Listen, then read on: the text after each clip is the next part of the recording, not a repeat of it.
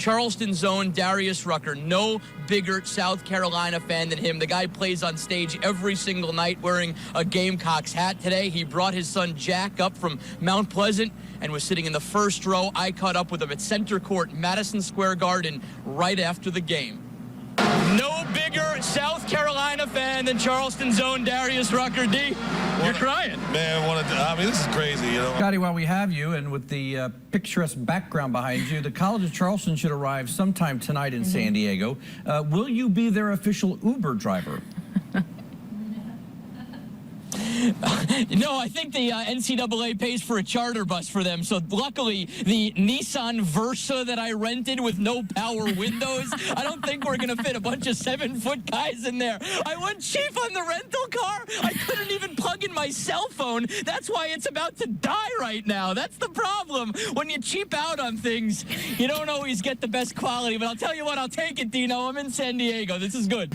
So talk about humble starts. Tony Elliott called the game-winning play in the national championship game along with Jeff Scott, the guy who caught that touchdown. Hunter Renfrow, a former walk-on. That little former walk-on, 5'7", called up to the front today by the President of the United States, Donald Trump. He said, kid, pretty good thing you didn't drop that pass. Obviously, he didn't, and they are here today in Washington, D.C. Off the board. Good evening. I'm Scott Eisberg. The wait until after midnight this morning, but it is 100% worth it. Jarrell Brantley is an NBA player, the third NBA draft pick ever from George Street, following Anthony Johnson and Andrew Goudlock.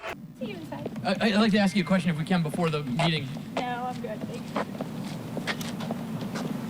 Could you just explain, the parting of ways with Jamel President? We're going to discuss it during executive session. Well, executive session, is that going to be open or closed? Closed, so we won't be able to get any answers from that. So I was wondering if you could just answer why the parting of ways. Talk to you, ma'am? Not right now, thank you. Well, I mean, could you discuss what happened in executive session? I can answer that question. Well, I'd like to ask the principal, please.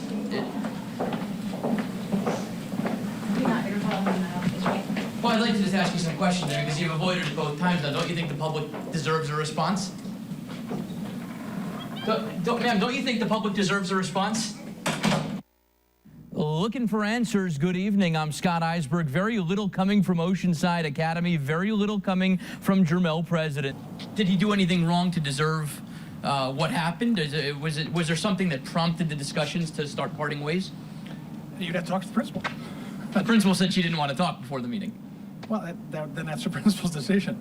This is a personnel issue, and I'm sure you understand. You're in the media.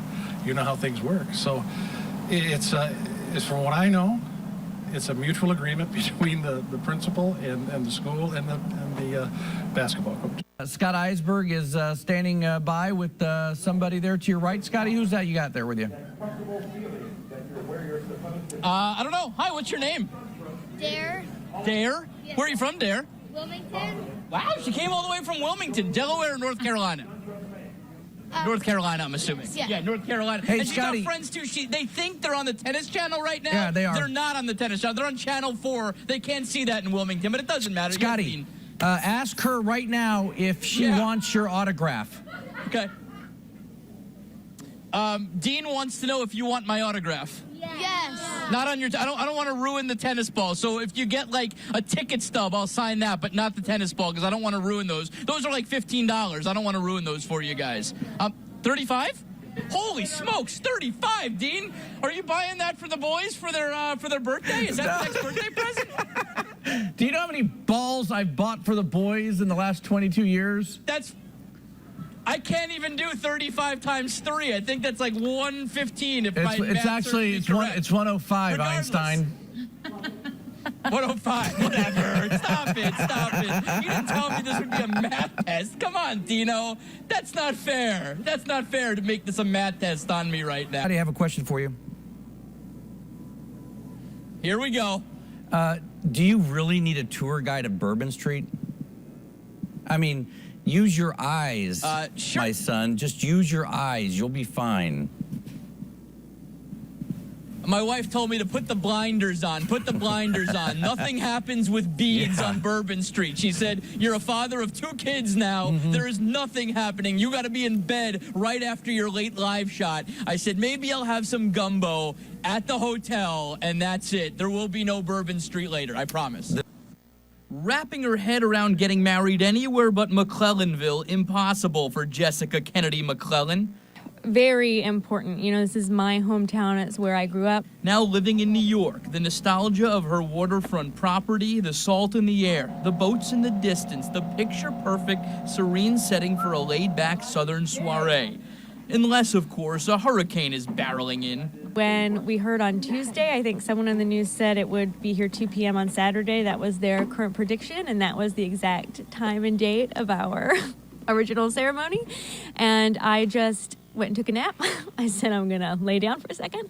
And when I woke up, the sun was shining through my window, and it was so beautiful. And I just thought to myself, let's just get married before it comes. Let's just get married on Thursday. So we started putting that plan into motion to see if it could happen, and I think it's going to turn out really nice. Plans are one thing, execution a whole nother story. First person I called was the officiant, and she said, great, let's do it, I'll be there. And then the next person I called was our MC, and his response, he's an old friend of mine, and he texted me, hell yeah. So that was good to go as well. And then I asked the lady who is baking our cake if she could have it ready by today, and she said yes as well. Amazing how months of planning can be changed in a day, but memories made by those who surround you and where you make them. For this bride, it's all she ever wanted.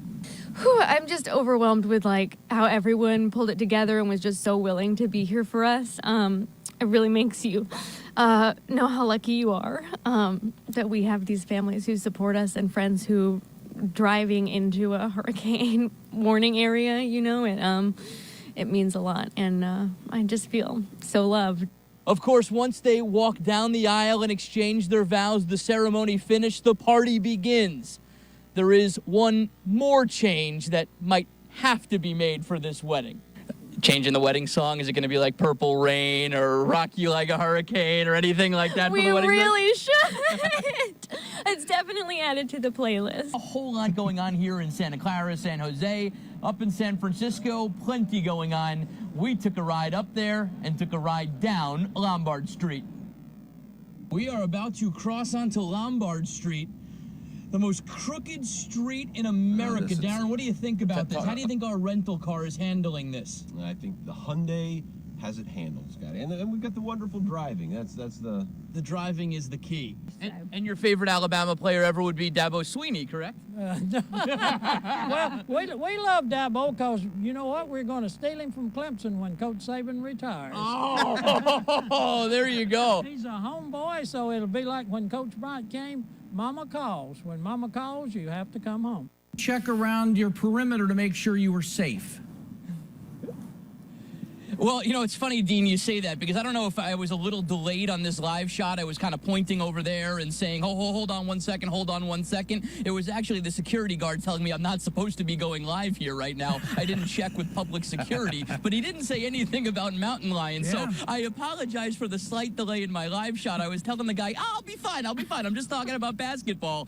He didn't mention anything about coyotes or mountain lions or anything like that. But if you look behind me, I mean, you can see all the way to the ocean. It is absolutely gorgeous up here on the campus of the University of San Diego. The Toreros is their name. Makes it a very eerie, odd feeling down here in Marion Square. I can tell you the police helicopter is the most noticeable thing because it has hovered over and over again with that blaring spotlight coming right down where we're standing. It just makes it an eerie feeling to be down here, a bit of an unsettled feeling. Special for those on the court, essential for one off of it. These days, it seems like all of Mount Pleasant squeezing into the small gym at the small school on the north side of town. You know, community and family, and it's warm, and every time somebody comes in, they experience, they say, man, it's a different feel to this place. Chad Greer pinpointed it. Nate Green is living it. 2 years ago, moving to Charleston, immediately catching on at Oceanside, a beloved coach on the sideline in the fall, an integral part of Landshark Nation all year round. Without being emotional, it's been a blessing in disguise. I truly appreciate and I'm just happy to be a part of OCA. Nothing, and I mean nothing, keeping him away from this extended family and this basketball run. Not the germs in the gym. He's gotten the mask and gloves for that. Not the lack of energy. Don't know where that's coming from. Bottom line, cancer. Mantle cell lymphoma is slowing Nate Green down. This team, this run, charging him right back up. Well, because of circumstances, it's even more of a blessing. I'm glad to have the opportunity to watch these guys continue playing throughout the playoffs and having fun and succeeding at what they're trying to achieve. He's a warrior. I mean, he's just a fighter, and he doesn't complain. He makes no. He doesn't ask for anything. I mean, the guy, takes his chemo. Says, "Coach, I'll be there at 2:30 for the game." He also told my doctor do what he had to do to get me ready by May. Blood cancers are brutal. Complications have come up. More time than he'd like at MUSC. But inside that sterile atmosphere, it's the sounds, the smells, the smiles in that hot, steamy gym that he relies on for the reprieve he needs. A table of four treatments and then some stem cell treatments afterwards. I'm just taking it day by day and glad to be here during these great moments. Cancer always has twists and turns. It's never predictable. Neither is this team's run. But one road that is straight, I-95, right to the Florence Civic Center on Friday night. I don't have my treatments till the following week, so I have an opportunity to witness some more great ball. Ripped and ready to show it. Good evening, I'm Scott Eisberg. He's a mainstay in low-country football. The former head coach at James Island, currently an assistant at Fort Dorchester. John Patterson always building young men. These days, though, fully focused on building his body. Always hard-nosed, always hard-bodied. John Patterson always hard-pressed to pass up a challenge. There's nothing like team sports, and nothing will ever take the place of being a football player, a football coach, but it's kind of all I got left, He's still got football in his life, but what really cranks his chain, the 18 or so hours a week he spends at Gold's Gym on James Island. A few years ago, on a Friday night, we joked about it. John Patterson, sun's out, guns out. We actually go to the same gym, John Patterson and I. But this is no joke. The show I did 6 weeks ago, they got my body fat at 4.9. I eat the same thing every day, pretty much. I ate half a cup of oatmeal and a cup of egg whites for breakfast, a shake somewhere about 3 hours later. Then I'll alternate a carb and a protein with just a protein. The proof in the proverbial pudding that he wouldn't eat. But the pictures prove this, a well-oiled, nearly 61-year-old bodybuilding machine. It's just always been a hobby, and now I've got a chance to qualify for the Nationals, and I figured I owe it to myself to at least once in my life line up with the best and see how I stack up.